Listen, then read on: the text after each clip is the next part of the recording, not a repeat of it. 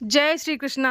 राधे राधे दोस्तों। आज की इस वीडियो में आप सुनेंगे जेठ मास में नित्य सुनी जाने वाली केला सींचने की कहानी।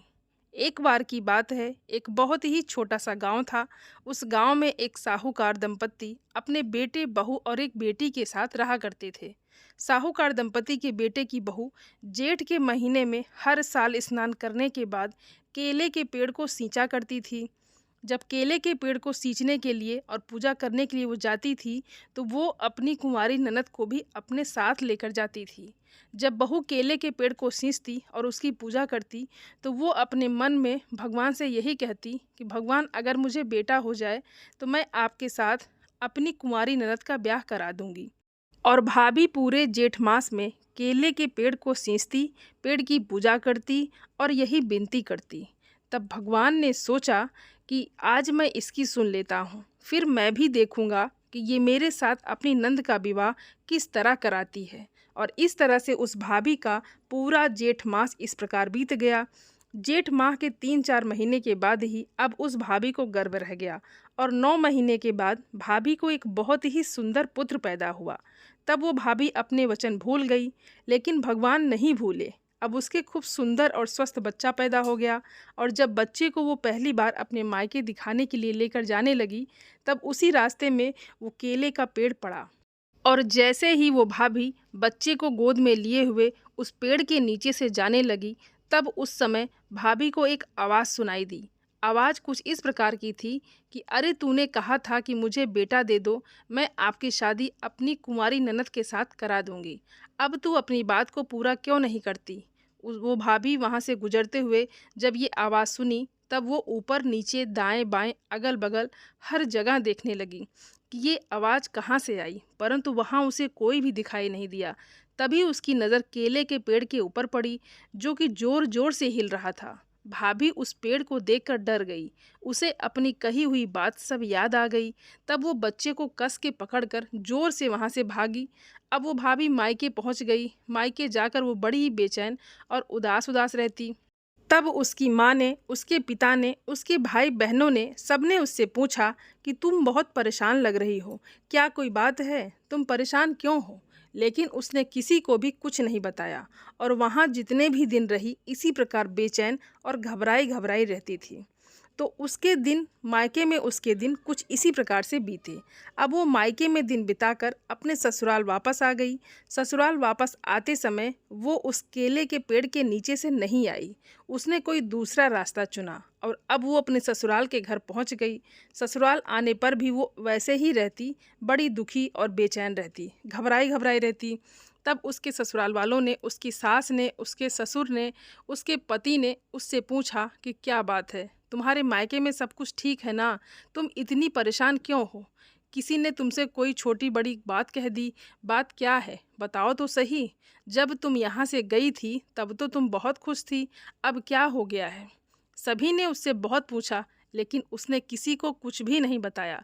सभी को वो हंसते हुए कह देती कि नहीं, मेरे मायके में सब कुछ ठीक है, कोई ऐसी बात नहीं है, बस अभी बच्चा पैदा हुआ है, इसलिए थोड़ी थकावट महसूस कर रही हूँ।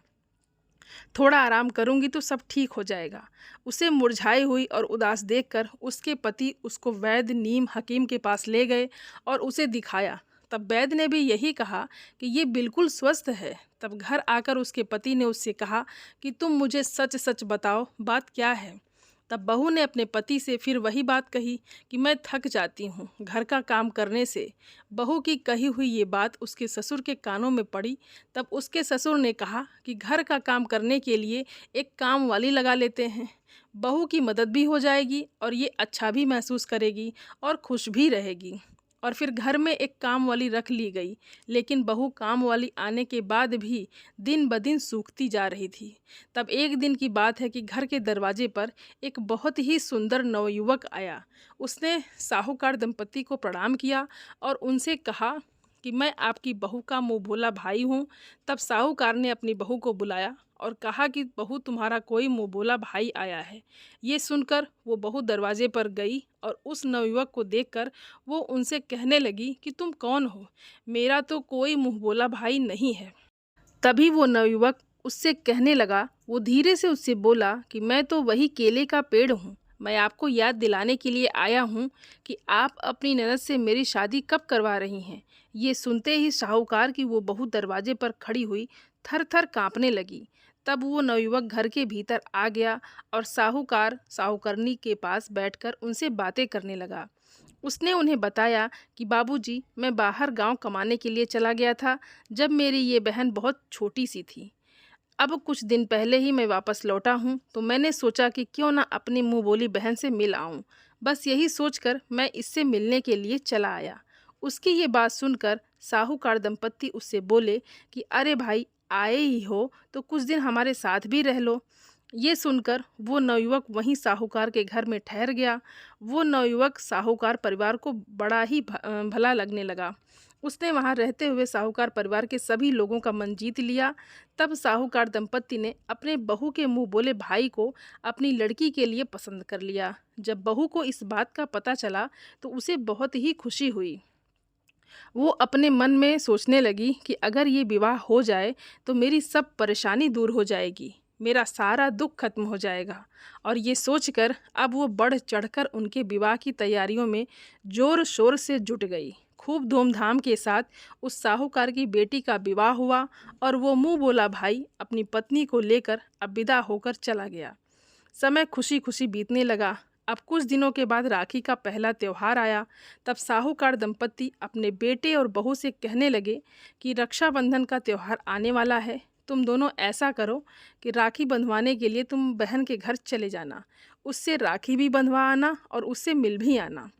तब साहूकार के बेटे ने ये सुनकर गर्दन हिलाई और कहा कि ठीक है बाबूजी, आप जैसा कहते हैं हम वैसा ही करेंगे।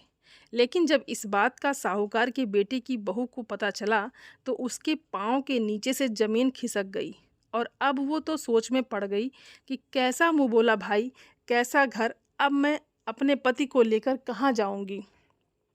और उसी समय वो घर से बाहर निकली और दौड़ी दौड़ी उसी केले के पेड़ के पास आकर रुकी और बोली कि हे भगवान, आपने मेरी ननद से विवाह किया है। अब मेरे सास ससुर कह रहे हैं कि पहली राखी है, पहली राखी पर राखी बंधवाने के लिए बहन के ससुराल चले जाना।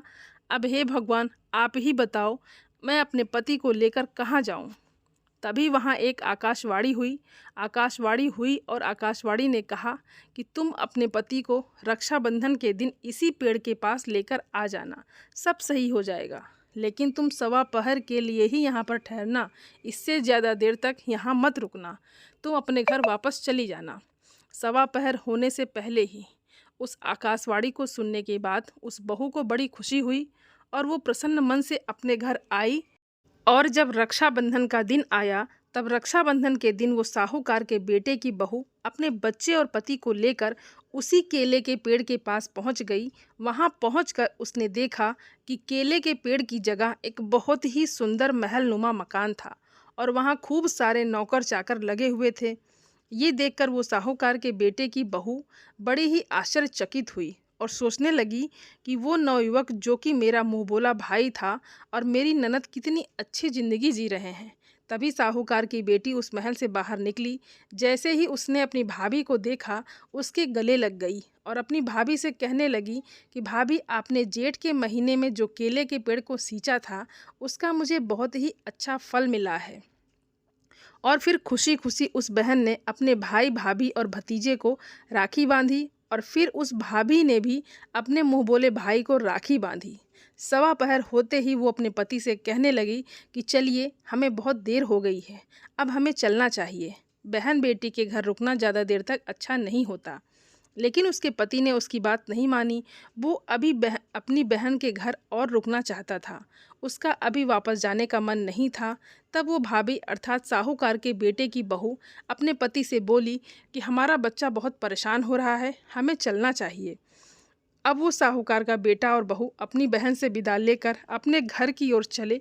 अभी वो महल से निकलकर थोड़ी ही दूर गए थे कि तभी वो साहूकार का बेटा कहने लगा कि मेरी छतरी बहन के घर पर ही रह गई है, चलो वापस लेकर आते हैं। तब वो बहू कहने लगी कि नहीं, छतरी ही तो है, फिर किसी दिन ले लेंगे, बार बार जाना अच्छा नहीं है, जब दोबारा कभी आएंगे तब उनसे हम अपनी छतरी भी ले लेंगे।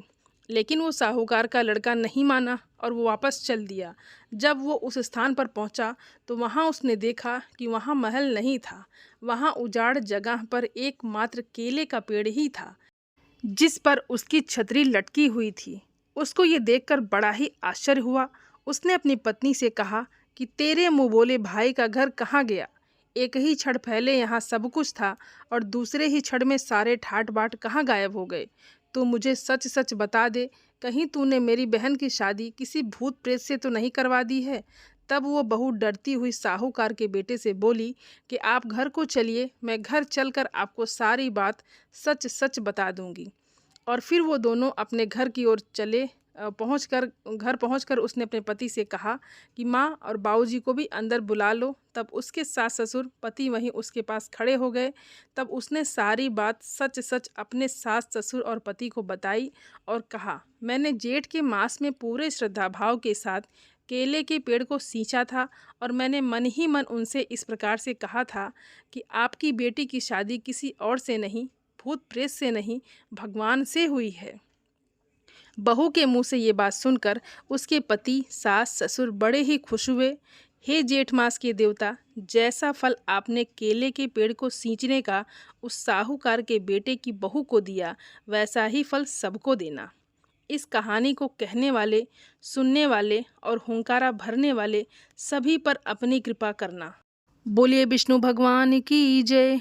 दोस्तों, उम्मीद करती हूँ ये वीडियो आप सभी लोगों को बहुत अच्छी लगी होगी और आप सभी सनातनी भाई बहनों से मेरा विनम्र निवेदन है, मेरे चैनल को सब्सक्राइब ज़रूर कर लें और वीडियो को लाइक और अपने फैमिली फ्रेंड के साथ शेयर ज़रूर करें। आप सभी को जय श्रीमन नारायण। धन्यवाद दोस्तों।